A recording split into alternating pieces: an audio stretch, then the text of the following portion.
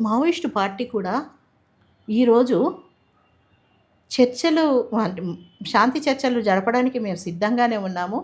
మేము కాల్పుల విరమణ చేస్తున్నామని ప్రకటించారు. నిజానికి వాళ్ళకి పోరాటం చేతకాకనా?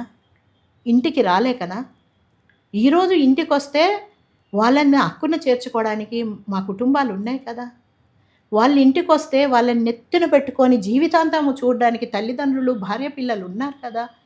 లేదా మహిళా కామ్రేడ్‌లొచ్చినా కూడా సగౌరవంగా స్వీకరించడానికి ఈ సమాజం ఉంది కదా! కానీ వాళ్ళు వాళ్ళ ప్రాణాలు కాపాడుకోవడం కోసం కాదు. ఒక అడుగు వెనక్కేసింది. అక్కడ గుట్టలు గుట్టలుగా ఆదివాసీలని చంపి పడేస్తున్నారు.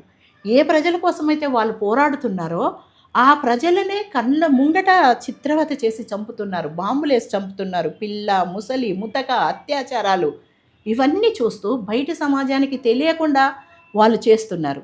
కనీసం ఆ చర్యల్ని బయటకి మాట్లాడడానికైనా రావాలి.